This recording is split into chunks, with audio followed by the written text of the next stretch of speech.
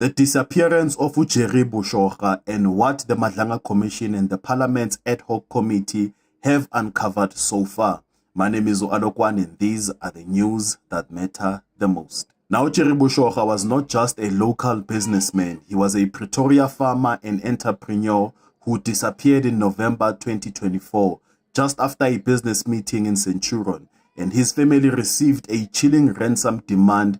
At times it was up to 60 million rands, but later reduced, and videos showing him tortured flooded the social media, traumatizing a grieving nation. But almost 15 months later, he is still missing. No triumphant rescue, no closure, and no answers. And as hearing continues, testimony has surfaced connecting Boshoga's disappearance to deeper and darker forces. Now, witness C, who's a PKTT forensic investigator, testified that Boshoga was seen at the premises of controversial figure Uvusmuzi Ket Matlala, who is an alleged underworld operator linked to tenders, drugs, and security contracts. The same witness described a distinctive white sheet which was found at Matlala's property that matched the one used in a video of Jerry's captivity, a striking detail that can't be brushed off as coincidence. Another testimony suggests that Matlala has alleged ties to high-ranking police figures, including suspended Deputy Commissioner Shadrack Sibiya and politicians tied to former police minister Senzo Mchunu.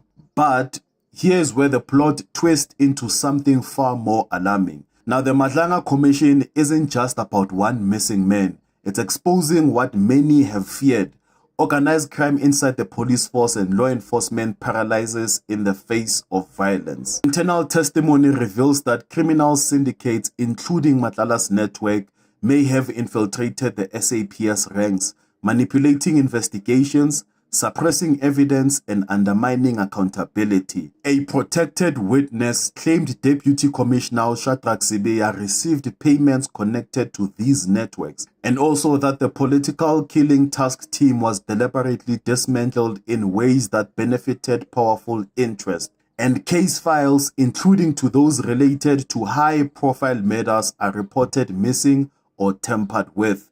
And yet, despite these explosive leads, Jerry Boshoga's case drags on with no breakthrough arrest or rescue. Now, meanwhile, Parliament's ad hoc committee probing SAPS corruption has also had chaotic setbacks in the Jerry Boshoga investigation.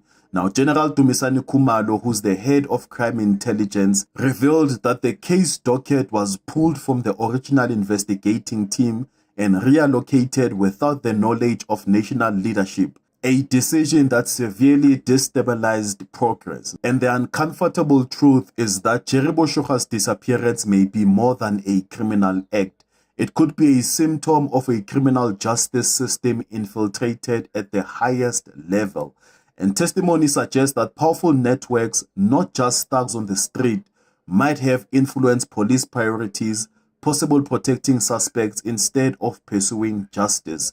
And despite blockbuster revelations, no one has been held accountable for Jerry Boshoga's kidnapping. And this raises questions no one in power seems to be willing to answer. Now, if a man can disappear in broad daylight, be seen on the property of an alleged underworld figure with ties to senior police, and still remain missing, then who really protects the people of South Africa? Is our police force a protector or a co-conspirator? And if the South African police can't solve a kidnapping that has international attention and months of testimony before a judicial commission, what hope does the ordinary citizen have? And to the people of South Africa, if justice can be stalled, manipulated, and suppressed in the Boshoga case, what does that say about your own safety? This saga isn't just a headline, it's a mirror of our nation's soul. And right now, that reflection, definitely not a good one. What are your thoughts?